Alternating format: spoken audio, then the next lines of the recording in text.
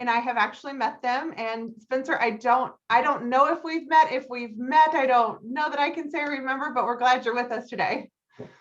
Yeah, no, thanks for having me. I don't think we've actually met and shook hands, but you did speak at the YPN Advance, I think 2 years ago. Okay. So I saw you speak. Yeah, so I fun. think that was you. It could have been. Okay. It could have been. So no, we are super glad to have you. So once a month with our offices, we kind of record a lunch and learn with top agents. And I saw that Spencer was in the national YPN group. He was with Remax, and he had just committed to doing the 10 and 10, right? So you want to explain what that is to the group? Maybe we'll start there. Yeah, so the YPN, I'm not sure if it's outside the YPN as well, but in the YPN, something that's really strongly lobbied for is is RPAC, and with that they have the YPN pledge, which is you're committing to $10,000 in donations over the next 10 years. So it's not a strict $1,000 a year or $10,000 up front or anything like that, but it's just a commitment to donating. So it's something that I probably should have done 2 years ago. There's really no reason that I hadn't, but I'm kind of glad that I waited, because signing up and taking the pledge now signed me up for a cool kind of Zoom cooking class thing. So that's going on. So that'll be early next month. So yeah, that's something that we're pretty excited about. And with that, the YPN's been like posting my pledge and posting my good friend Shan's pledge, and it's just kind of been this snowball effect where we're getting a lot of people signed up for it. So it's been a good month here for that. That's awesome. And it has been really amazing, because we have just again, the social aspect of it, and everybody's seeing everybody else pledging, of course, inspires others. So thank you. So thank you so much for doing that and investing in our industry. Yeah, absolutely. Yeah. So tell us a little bit about yourself, where you are, your business, kind of individual, team, all that good stuff. Yeah, absolutely. So I've been licensed for about 7 years. Been a serious full-time realtor for about 5 of those. I joined my dad, Brian Hellwig. He's been at Remax of Boulder. He's been a licensed realtor in Boulder for about 35 years now. At Remax of Boulder for maybe 20 of those. I'm not sure exactly. But yeah, I've been with him now for about 5 years. Things have been going great. We do 30 to 50 deals a year. That kind of depends. We've actually had a new build project over the last 4 years that really, buildings of 20 units kind of can fluctuate our number there. So that's kind of where the fluctuations comes in, but it's always good when you have a building of 20 units closing in a year, because it really pumps up your numbers there. Yeah. But yeah, so Boulder County's average price, you shared your guys' average price with me. Boulder County's average price is $800. City of Boulder is actually like closer to 1.3 million. So our City of Boulder market is pretty wild. And then as far as like personally our team, our average price, we don't really keep stats like that super closely, but just thinking about our deals that we've done in the last couple of years, it's probably somewhere around that 600, 700,000 range. Nice. The new build project I was talking about, those were in like the 300. So oh wow. And that was actually in Longmont, which is just outside of Boulder, a little bit lower price range, but probably very well needed in that area, and probably move pretty quickly. Yeah, it's good because like I'm just outside of Boulder too. Me and my wife, we've lived in Longmont and now we're in Erie, so we're kind of we call it circling Boulder. Eventually, hopefully, we'll be back in there. We're both born and raised in Boulder, but it's really a market that's kind of unobtainable for a lot of people. just with that price range being, or the average price being where it is. But it's nice to have these kind of surrounding cities where it's really just one big county, as one kind of feels like one big city. So it doesn't really matter where you are. You're kind of in the middle of Sure. things. So So in our town in Columbia, which is a college town as well, there's always been kind of a long standing, are we going to become the Boulder, Colorado? So when you hear those types of price points, it's a little frightening to think of how many people that could price out of the market. And, especially for first time home buyers. yeah, it is kind of crazy. And, as realtors, obviously we like that. We like that the numbers are high, but as consumers, just thinking about my friends, my family and stuff, it does kind of make it a little unobtainable. But we don't want things to go down. But one reason that Boulder, that effect has happened over the last 20-30 years is the lack of building. So they just don't, it's very hard to build in Boulder. There's really not any new large multifamily, and definitely no large single family developments going on. So that's kind of one of the things that I'd say the main thing that keeps the prices high for the existing homes that are there. Well, cool. So as a new realtor and as a younger realtor, some of us have started young, and we have some new people who are getting started who are younger. How do you prospect for new business? So yeah, it's a good question. I mainly just rely on client referrals and family and friend referrals. From the beginning, my dad's been a Buffini head for, I think, as long as it's been around. I'm sure you guys are familiar with Brian Buffini. That the whole kind of referral mindset has always been what I was taught. Even really before I was a realtor, I was hearing about that stuff. I think I attended my first Buffini mastermind when I was 13. My dad took me out there, and I still remember parts of it. And I've always gotten good stuff out of that. So that's been really my main prospecting, is staying in touch with, definitely staying in touch with past clients, then also staying in touch with family and friends, the warm clients that might be doing stuff. But I wrote down a few things here too, just to keep me on track. But also, like, my prospecting, I really try to focus on like what I like and what I like doing. So for me, that's mostly athletic based, just playing golf with people, playing hockey. I've played hockey my whole life, but I recently, in the last few years, gotten back into the adult leagues. And I really look at that as like, I'm seeing these guys every week. It's 20 guys that I'm going to be seeing every week that I wouldn't necessarily see.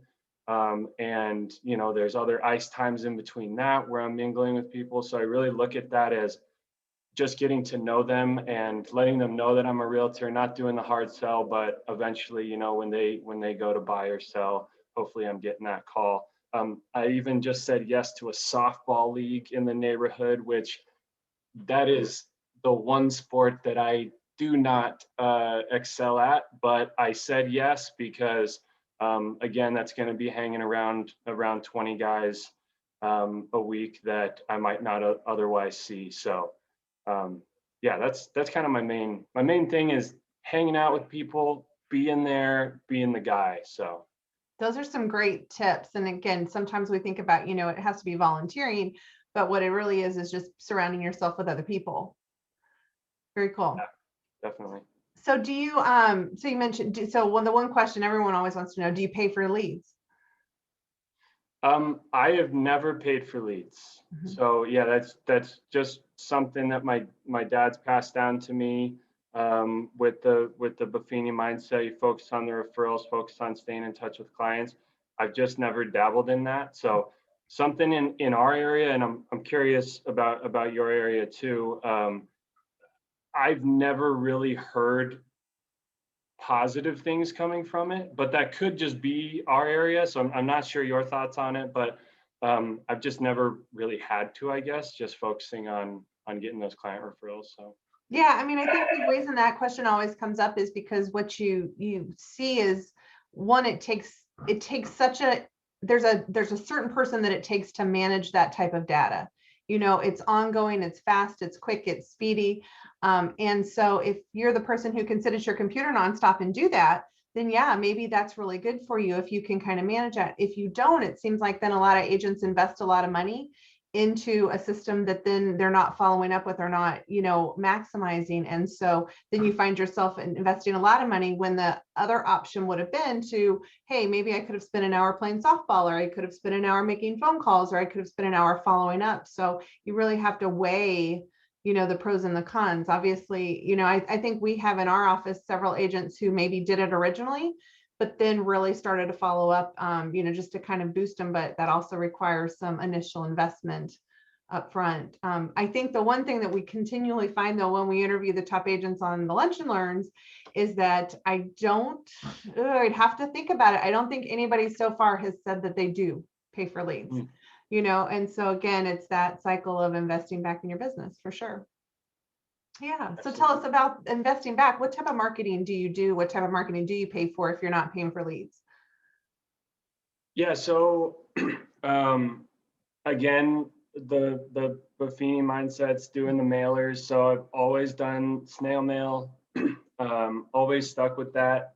Get friends every month that text me about how weird I am that I'm still sending them mail in their mailbox. But that's what works. And one cool thing that we started doing, we've probably done it about 2 years now. I don't know if it's in your area. Have you guys heard of Boomerang?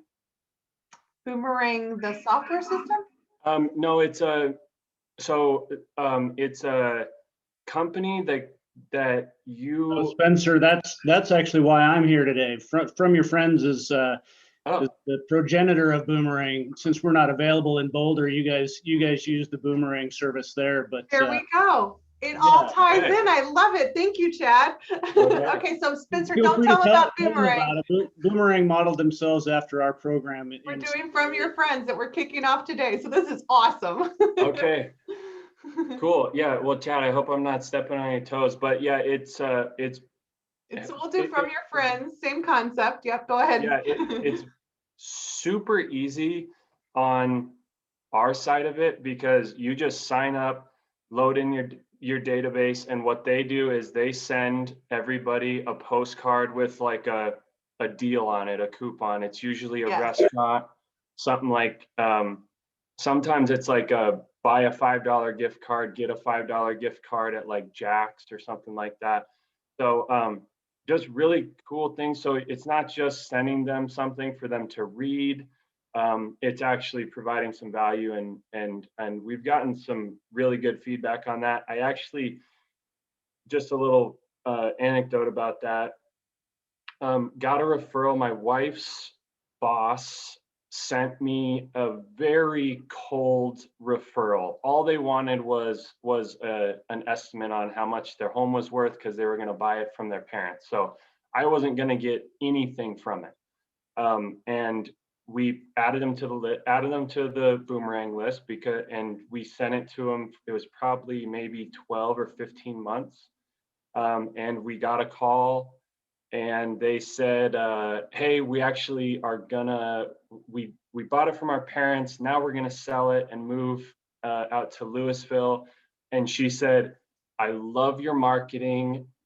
We've gotten your Boomerangs this entire time. And I felt like I just had to call you to do it. So I was like, all right, well, that was worth the 75 cents or 80 cents or whatever a month to get that out to them. So that's one of them. We also do our own custom postcards. I like to design stuff like that. So me and my dad will come up with some ideas of just like, letting people know, hey, if you need a window cleaner or a roofing guy, like we're the guys that you can call. So we have a trades postcard that we send out saying stuff like that. Spencer, do you also do Buffini's item of his newsletter? Do you send that as well? Yes. So okay. Some referral maker, right? Yeah. Yeah. Yep. Okay. Yeah, exactly. So that's another piece. So we try to do 2 to 3 pieces a month. One is that Buffini mailer. one's always the boomerang because that's just automatic, and then we try to mix in another kind of more personalized postcard as well. Okay. Oh, So, awesome. yeah. Yeah, very good, because we know it actually gets to people. And you mentioned the fact of the postcard, which we know that people don't actually open things. So postcards, see it, great, yay. Spencer contacted me. That's awesome. Yep. So what is the one thing that you would tell somebody to always do with buyers? Like, you're always, this is what I do.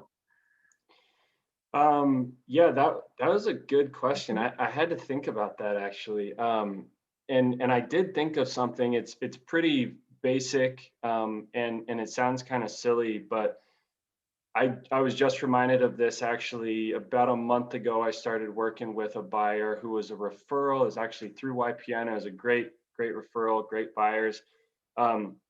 Just because of the chain of command, chain of communication of how it got to me, is actually a referral through two people. So each one of them had already given me some information about the buyer, price range, their situation. So I kind of knew some stuff going in. And then I emailed them about getting a meeting set up, just a phone call meeting, because it's hard to meet in person nowadays. And they were out of town clients, so they weren't very communicative back and forth to me. Long story short, our first meeting and first actual conversation was at our first showing.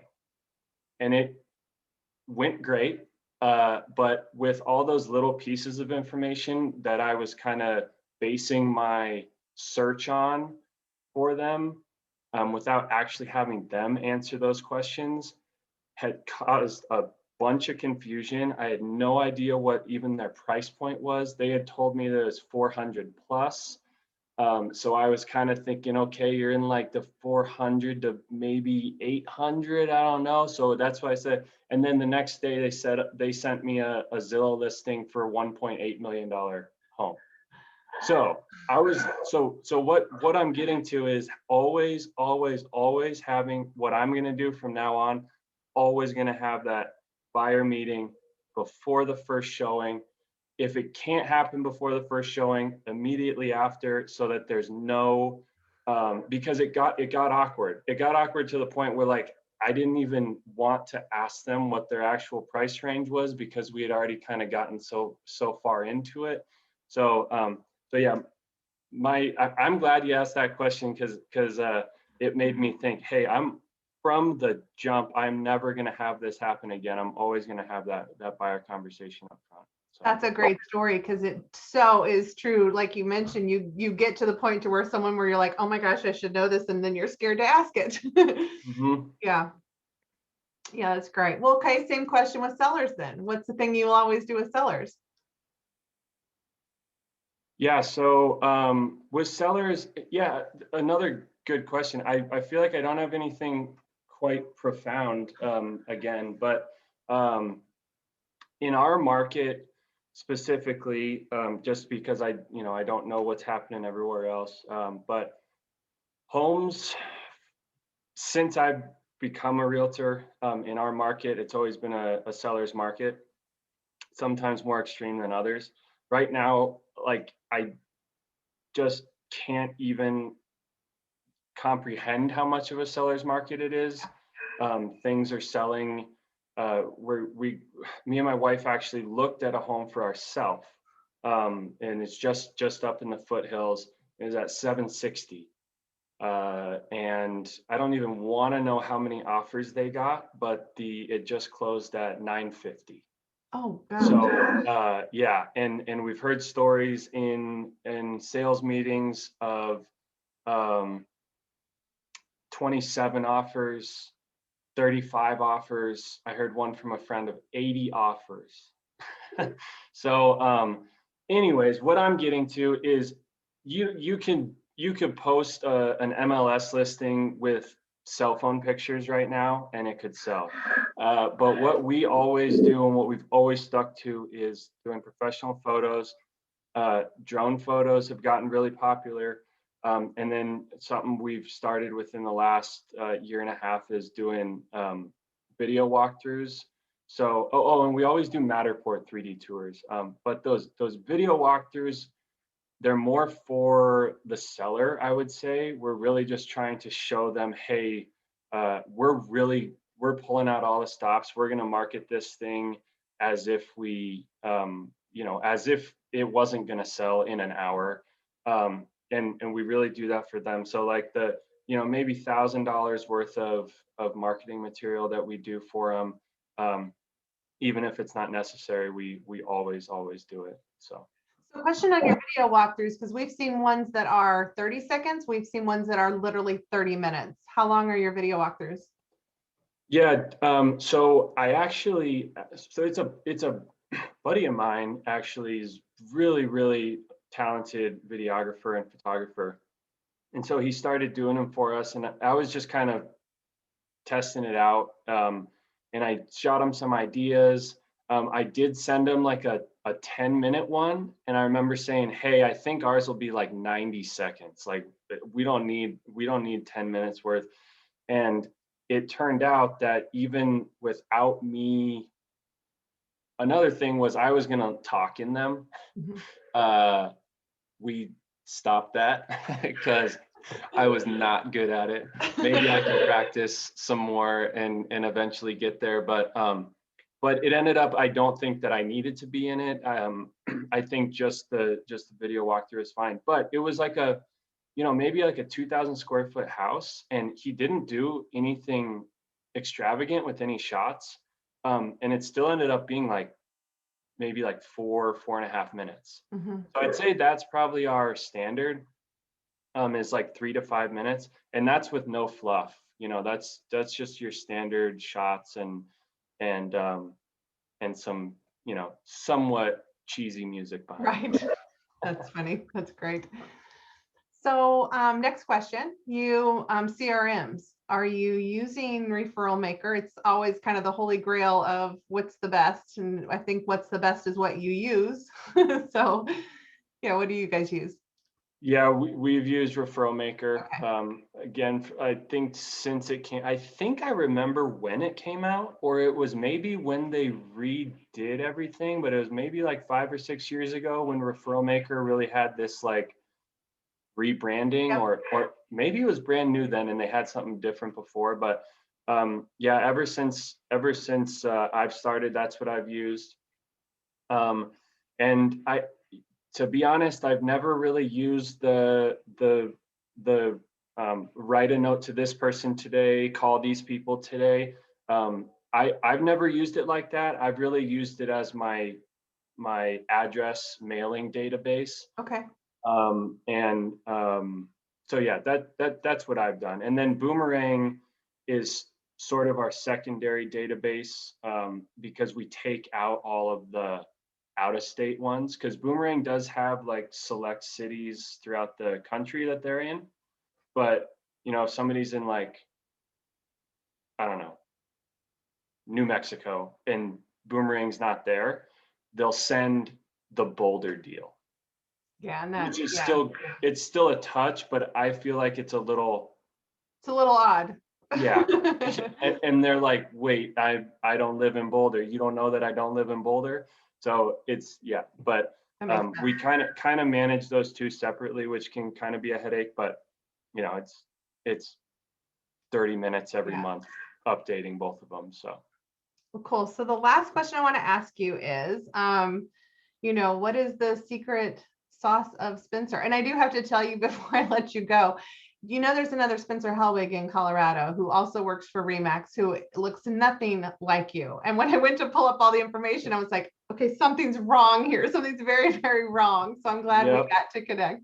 And that Spencer Hellwig is a customer of ours, by the way. Oh, there you go. He threw me as well. He spells it slightly different, Spencer. He does. I figured that out. Yes. I was like, wait, the other Spencer Hellwig is not a YPNer. That's not the case at all.